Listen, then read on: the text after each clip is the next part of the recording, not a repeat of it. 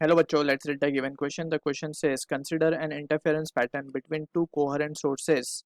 If I1 and I2 be intensities at point where the phase difference are pi by 3 and 2 pi by 3 respectively, then the intensity at maxima is option 1 given है I2 minus 3 I1 by 2, option 2 given है I1 minus 3 I2 by 2, option 3 given है 3 I1 minus I2 by 2, option 4 given है I2 minus 3 I1 upon 2. So first of all we need to understand कि coherent sources क्या होती हैं. Coherent sources are those source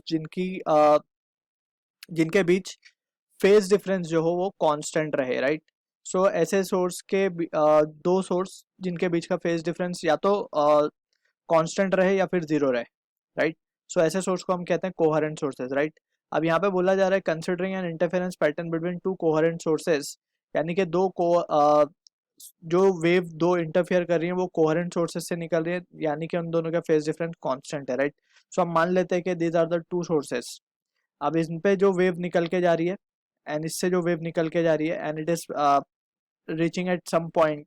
अब इस point पे अलग अलग इंटेंसिटीज आएंगी, राइट.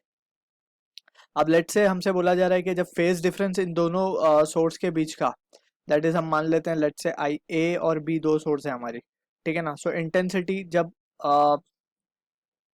इस पॉइंट पी पे इंटेंसिटी होगी I1 जो कि इन दोनों वेव के वजह से होगी या इन दोनों सोर्सेज की वजह से होगी. So first of all we need to understand के जो रिजल्टेंट इंटेंसिटी का फॉर्मूला होता है it is given by the expression I1 plus I2 plus 2 under root of I1 under root of I2 cos phi, ठीक है. And from this situation we can say ये जो phi है it is a phase angle between the two sources, ठीक है. So using this result we will try to analyse the given question. अच्छा, यहाँ पे ही हम देख सकते हैं कि जो रिजल्टेंट इंटेंसिटी का फॉर्मूला है for maximum condition we can say जो cos phi की वैल्यू होगी दैट शुड बी 1, ठीक. So from using this result and the concept we will try to answer the question. So सबसे पहले हमें बोला जा रहा है जब फेज डिफरेंस है पाई बाई 3, सो जो इंटेंसिटी मिल रही है एट पॉइंट पे इट इज I1. सो हम क्या लिख देंगे,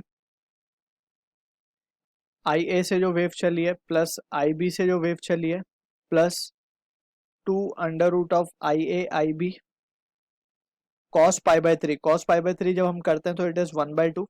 सो this result comes out to be I A plus I B plus 2 under root I A under root of I B, और ये 2 कैंसिल हो जाएगा यहाँ से, ठीक है. सो this is the case I1.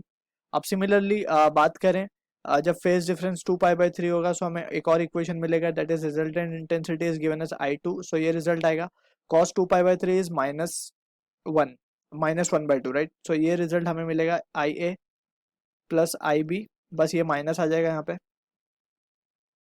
Under root I A into under root I B, right.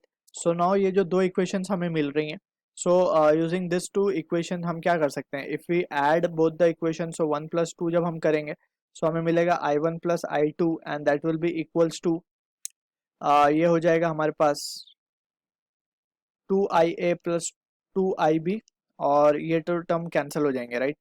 And from यर हम क्या लिख पाएंगे कि IA plus IB will be equals to I1 plus I2/2. Let's say this is our expression number 3. अब हम 1 और 2 को subtract करते हैं, सो 1 - 2 हमें क्या देगा, this result will give us the answer as IA IB cancel हो जाएंगे जस्ट. अब हम लिख देंगे I1 - I2 will be equals to 2 under root IA under root IB, ठीक है. सो फ्रॉम दिस सिचुएशन हमें 2 अंडर रूट IA IB की वैल्यू भी मिल जाएगी, that is I1 - I2 divide by 2, ठीक है. Let's say this is expression number 4. हमें चाहिए the intensity at maxima is, so for maximum intensity हमें पता है कि cos phi की वैल्यू कितनी होनी चाहिए, 1 होनी चाहिए. So we can write for maximum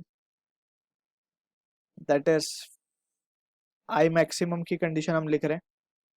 so ये क्या लिखेंगे हम, IA plus IB plus 2 under root IA IB cos phi की वैल्यू तो 1 हो जाएगी. IA प्लस IB की वैल्यू है that is we can substitute from equation 3 I1 plus I2 divide by 2 plus और इसकी वैल्यू भी हमारे पास है 2 under root I A 2 under root IA IB. तो यहाँ पे 2 नहीं आएगा ये basically. So this value is basically हमारे पास है I1 minus of I2.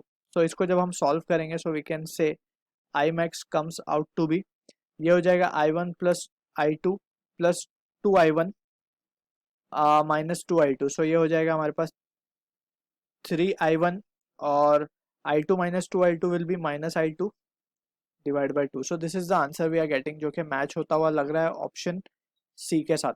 So I hope you understood the solution. All the best.